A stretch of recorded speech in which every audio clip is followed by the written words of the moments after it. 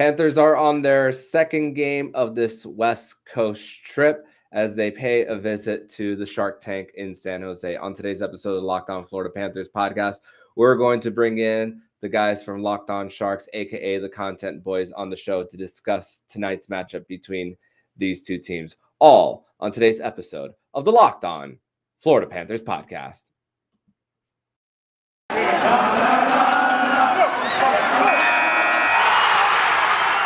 Your Locked On Panthers, your daily podcast on the Florida Panthers. Part of the Locked On Podcast Network, your team every day.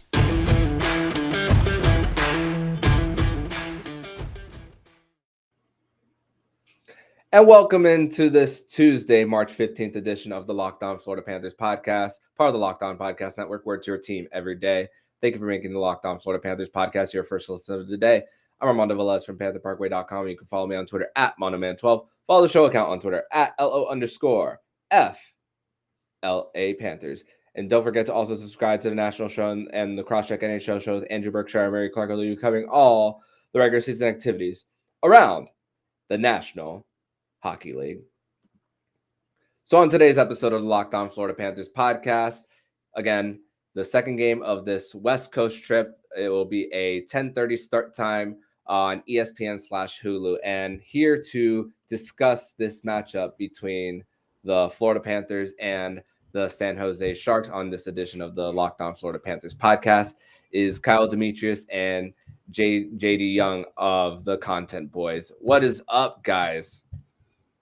I'm pretty excited that we have now made everybody say the Content Boys. And also, I'm also very excited that we just delete every corporate email and don't do any of that stuff at the beginning. We are the renegades of the Locked On Podcast Network, but it was good to hear it once a year. Yeah, absolutely, for sure. And once again, for people listening in on the Panthers feed, JD is familiar with the southeastern part of the U.S. and South Florida as well. We're both wearing our Dolphins gear since we both happen to cheer for the same team. And once again, JD is very familiar with a little thing called pub subs. Kyle, have you ever tried a Publix sub in your life? Yeah, I puked on the floor of a Publix once. What was it? Eating a sub? No, I was on my way to get a sub or whatever else they have at their like hot bar deli situation, and I just walked past like the seafood counter and was like, nah. We're just calling it a day. I went into the corner and just spewed all over the place and then carried on to get my food. I don't remember what I got, but I walked out. Nobody said anything to me. I don't know what kind of security guards they got at Publix, but and then I walked outside. And a little fun fact about this story. It was 3 p.m. So it was like 30 degrees. Oh, I don't know what that is in freedom units. Like 100? I don't know. It's like 100 outside. So I walked outside and was like, oh, this is way too hot. I went to a bar. So yeah, that's my Publix story. Nice. One of the few that disapprove of a Publix sub. That's a rarity. That's for sure. But hey, let's talk about the Florida Panthers. Let's talk about the San Jose Sharks going. Do we have to? They stink. Can we talk about anything else? Yes. Yeah. Unfortunately, we had to break when it comes to this game Tuesday night, 10:30 Eastern, back in Florida.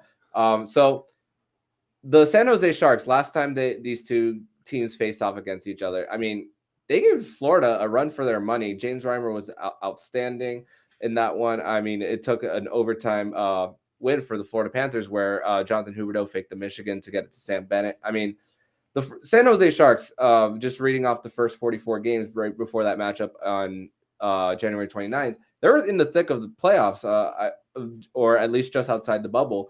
22-19-3 to start. Around there. They were around 500.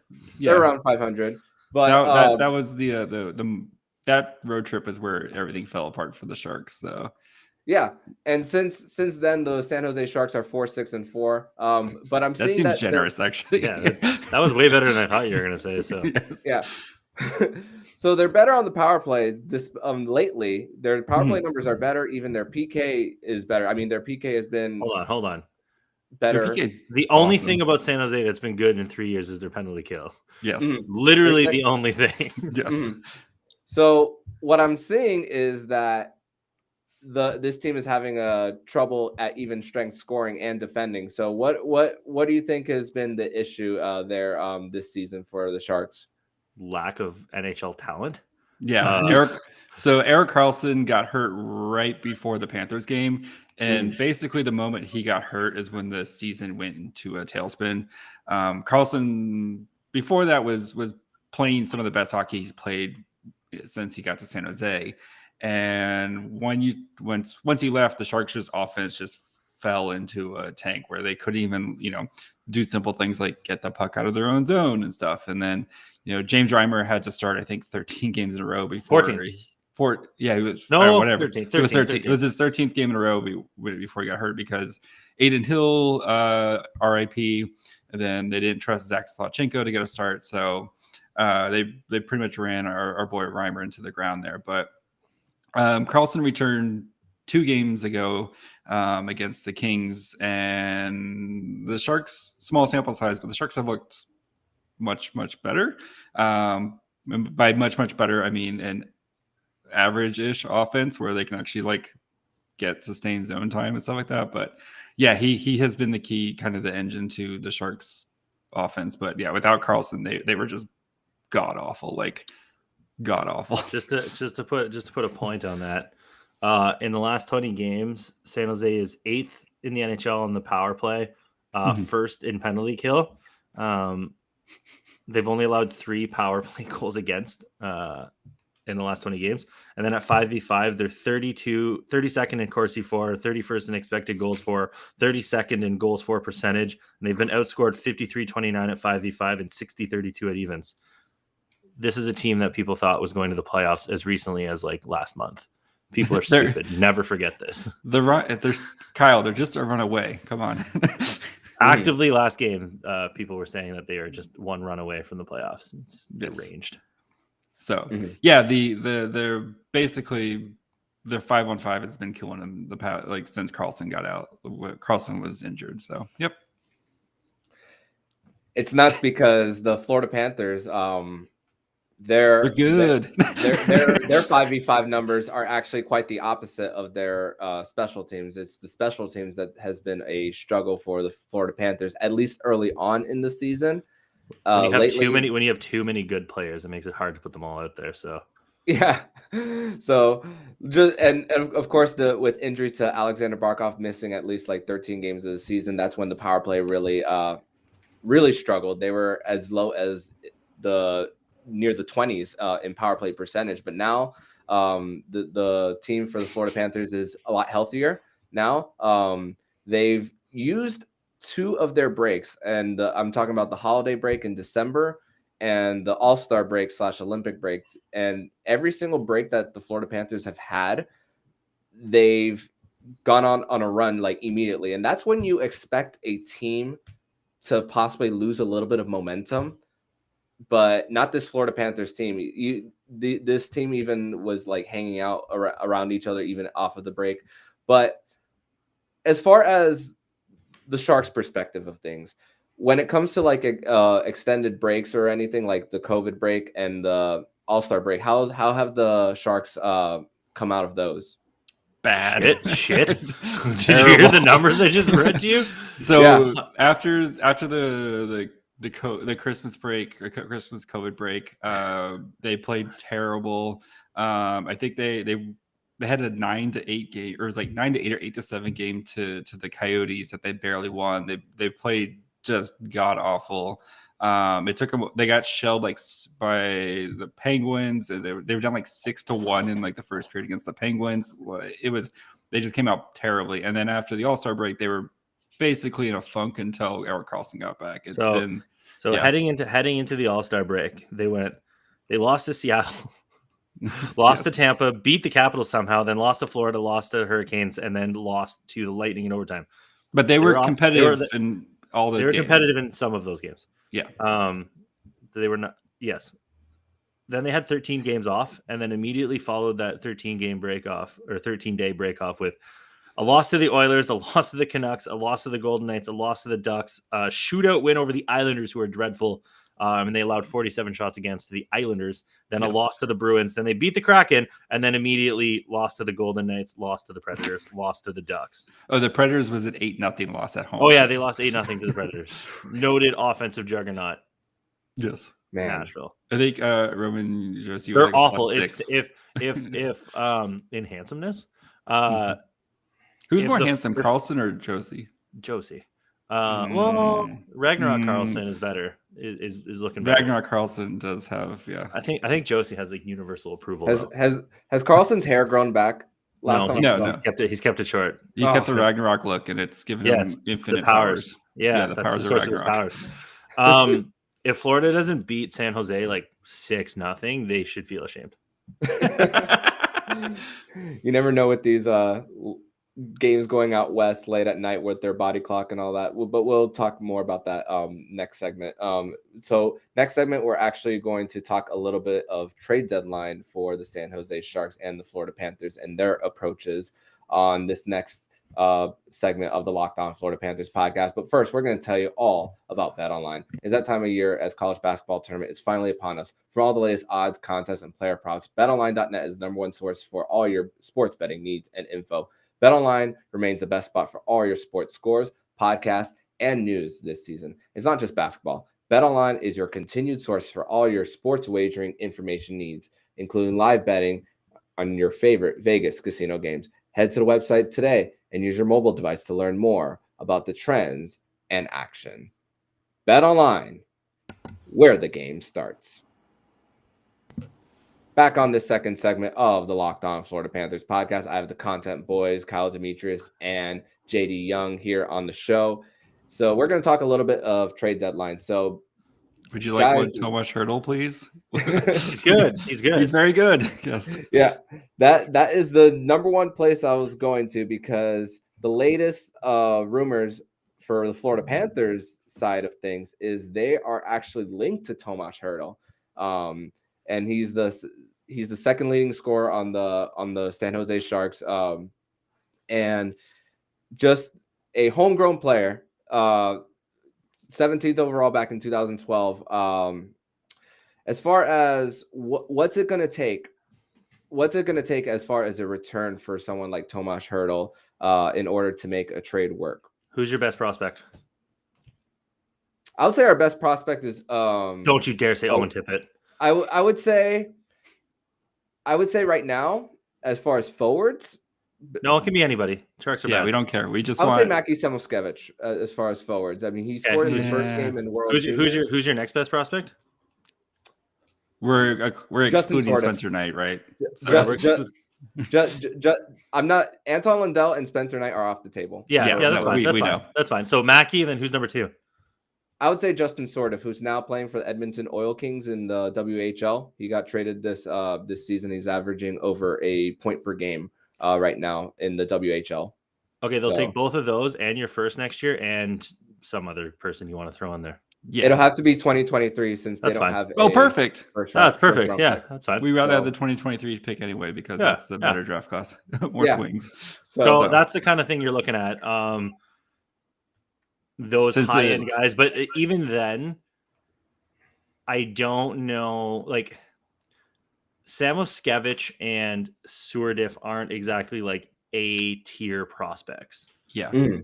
So San Jose is probably going to want somebody, because San Jose's whole thing is that they're going to go back trying to make the playoffs going forward, and they're not really rebuilding, the resetting. That's not our We're words. rolling our eyes. That's their words. Yeah. Our eyes rolled so hard they fell out. That's their plan. So NHL ready or NHL close prospect, which should be the centerpiece of the thing. Mm-hmm.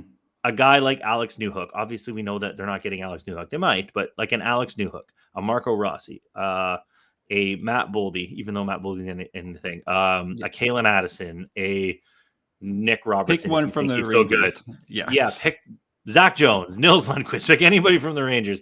A guy who is close or a top tier talent, and then you're going to have to throw in another decent prospect like a Justin Stewart, like even though he's averaging a point per game, Justin Stewart isn't exactly blazing down the doors of prospect rankings. And then you're going to have to throw in a bunch of picks for that to work. And if you want to give back, like I know Boston has been heavily linked to Tomas Hertl, so they're probably going to take back like a Jake DeBrusk. But also they're not going to give up Fabian Lysell or Mason Lowry. So then if you're not going to do that and you really want to trade with Boston, then you got to go Jake DeBrusk, John Beecher, Urho Vakanainen, a first, something like that. It's got to be some sort of substantial package. Like Florida's going to lose something real from their system, and probably, I don't know how real Florida Panthers fans think their first round pick is, but it's basically a second at this point. That's how good they are. So more real things than that. That should be the baseline, is a first round pick. That's the base, and then you add on top of that. Tomas Hertl, like especially for us, because our whole thing is we're trying to find William Eckler a friend. That's kind of our running joke, for our draft shows and stuff. Is for the Sharks, they're trying to find this next core. So that William Eckler, who we think is going to be very, very special. They're going to have a top 10 draft pick most likely in this upcoming draft. And then if you can get something here at the trade deadline from Hertl, and then these three guys that you're getting, this is your next core that you're going to be kind of piecing together with some of their prospects that they have coming up from their fabled 2020 draft class that every draft nerd on the internet loves, but you're still hoping that, one of these guys pops. But so that's where it is. Like Hertl, I think he gets lost, especially being on the West Coast, like where people don't really appreciate how good he is, especially on a bad team with the Sharks are. It wasn't until like 2 weeks ago that the Sharks actually won a game where Tomas Hertl and Timo Meier didn't score a point. Like that's how important these two guys are to the team. And, Tomas Hertl, he's a fan favorite in San Jose, and wherever he goes, he's going to, like, the fans love him just because of the energy he brings and the passion, and he backs it up. We've seen him, especially with the Sharks, like perform big in big games. He famously, when they were playing Vegas, they came back 3-1 after Game 5. They win. He said, "We're coming back here for Game 7. We're the better team." He goes out in Game 6, scores double overtime, shorthanded goal to bring the get back to Game 7, and then the Sharks, of course, famously win with the 5-minute major. But he's that important to the team. Mm-hmm. I mean, only 28 years old too, and bad knees though. Knees. That's Dustin Brown's fault. Yeah. So chances, give me a percentage of him sticking around past the trade deadline and an extension. I don't know. Pick a number out of a hat. Yeah, because as of right now, the Sharks are saying he's not available. Wink, because they're trying to work on a long-term deal. You kind of feel like if nothing's Wednesday, Thursday at the latest, if nothing's kind of pen to paper by then they're probably going to start looking, because he does have a 3-team no trade list, but he has come out and said he wants to win, and trying to package it. This is going to be a pretty complicated deal with him waiving his no trade clause, trying to figure out the right prospects and stuff like that. So I think we said 60% leaning towards right now, but I mean, as Wednesday gets, as the trade deadline gets closer, I feel like it's going to swing the other way. So got you. So chances are it's more likely he is out the door than he is. It's only Monday. Yeah. It's only Monday. Where when this episode drops, it'll be 6 days away from that trade deadline. 3 p.m. March 21st. 3 p.m. Eastern, 12 Pacific. Lunchtime for us.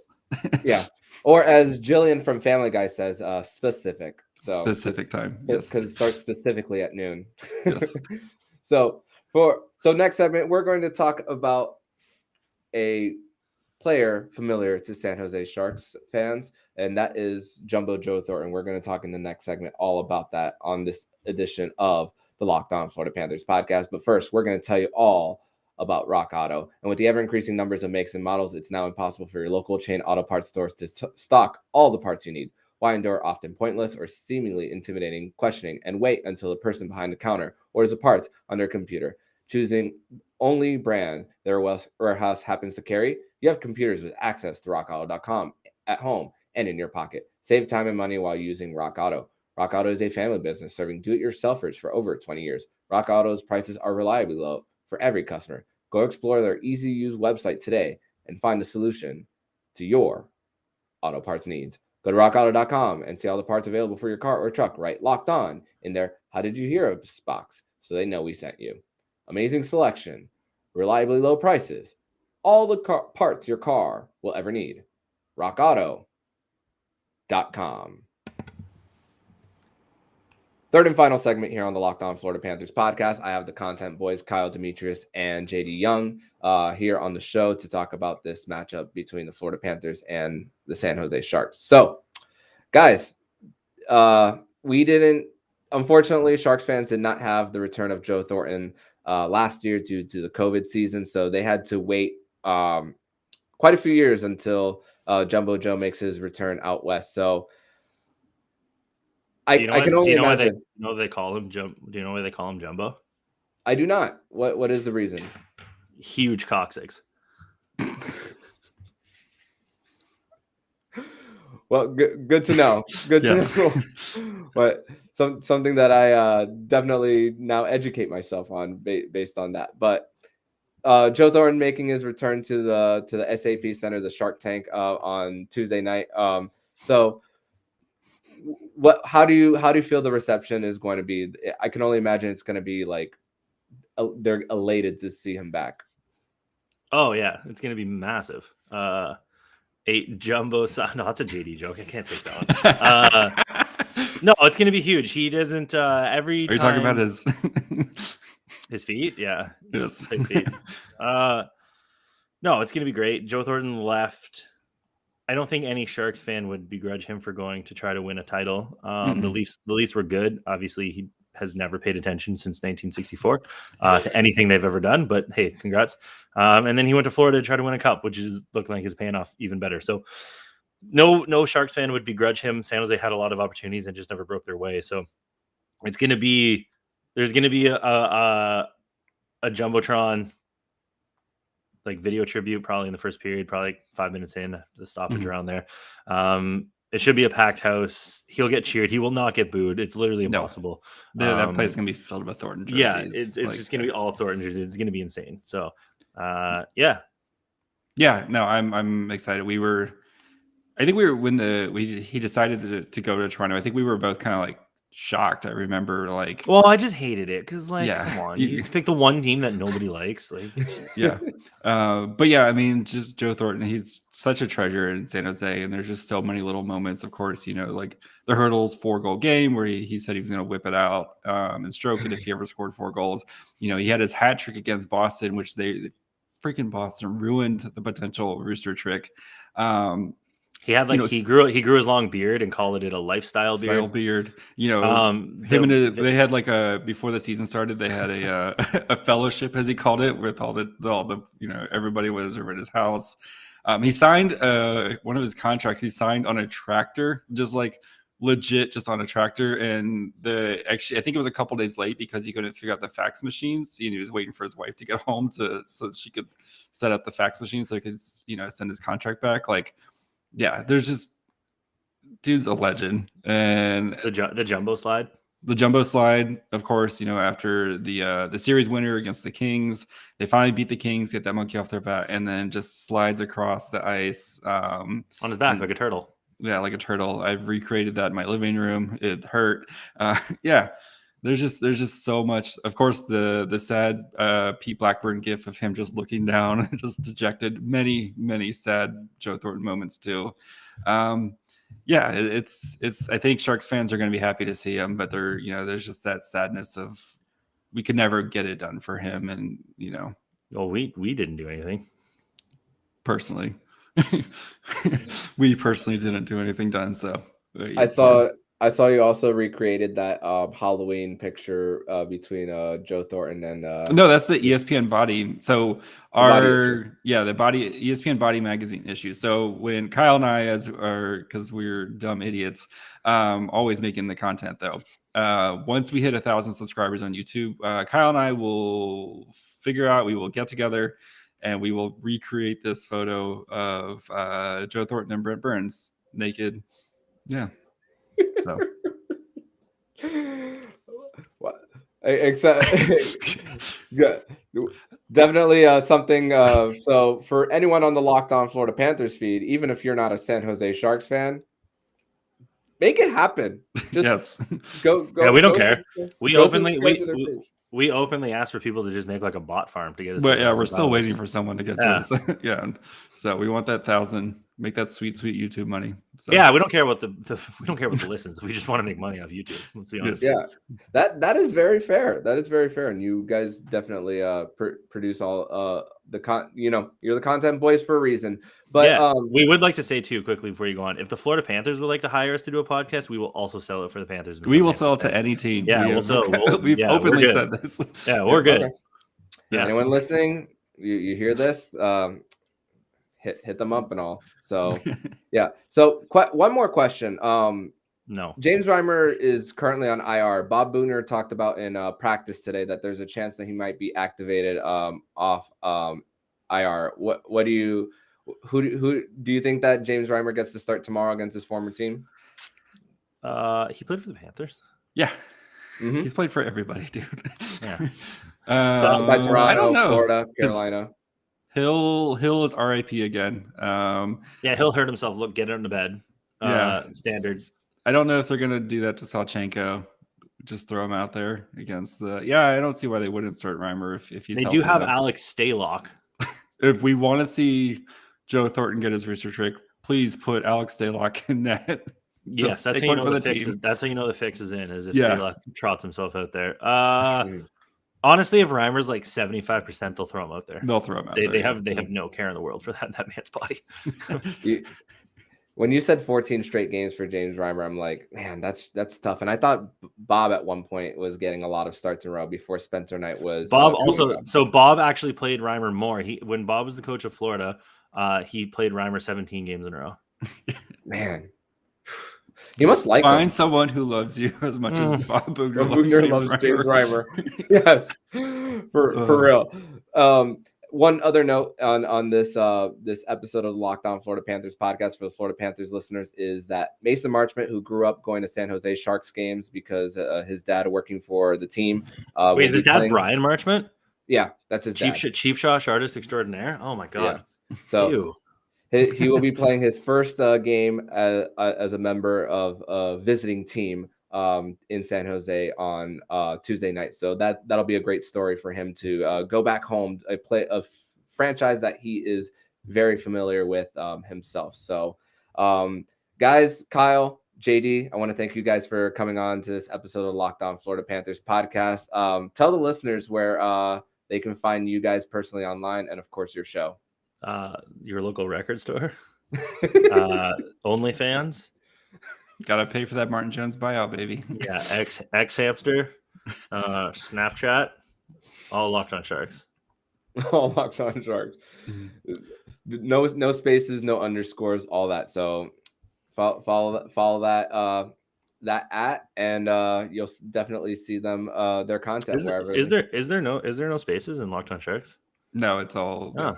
Yeah, I was able to keep, everything. Interesting. We are the MILF friendly podcast, so come check us out. Yes. Not anymore. Now we don't know what too many men penalties are. So. Oh yeah, we don't understand rules. I forgot that we switched it. We don't understand rules. Yeah. Come follow us, especially we dig into the draft. So if you like learning about draft profiles, that's our kind of our thing. I would say we are the best at the network at it. So by far. So even if the Panthers don't have a first round pick, but you want to learn about all the cool kids that are going to be making the NHL in 5 years from now, come check us out. Honestly, just come. Just come. Yeah. And listen. Like I said, even if you don't follow them, just come. Just come. You'll be entertained, that's for sure. It's worth to live by. Yeah, absolutely.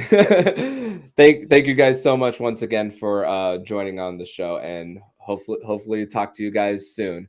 But in the meantime, if you like what you're hearing, please subscribe to the podcast so you'll be notified every single time the Locked On Florida Panthers podcast jumps into your podcast feed. Make sure to subscribe to Locked On NHL and the Crosscheck NHL show with Andrew Berkshire and Mary Clark will be covering all the regular season activities around the National Hockey League. Thank you for making the Locked On Florida Panthers podcast your first listen of the day. And for your second listen of the day, make sure to listen to today's episode of Locked On Fantasy Hockey. Host Stu Roden and Flip Livingstone help you become the expert of your fantasy league. It's free and available wherever you get podcasts. So I'm Armando Velez with the Content Boys. And you've been listening to the Locked On Florida Panthers podcast, part of the Locked On Podcast Network, where it's your team every day.